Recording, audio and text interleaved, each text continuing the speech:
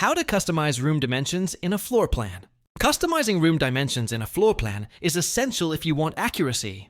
Whether you're remodeling your house or starting from scratch, Homestyler gives you powerful yet easy tools to define exact room sizes. Start in 2D mode and draw your rooms using the wall tool. Once drawn, click on each wall to reveal dimension labels.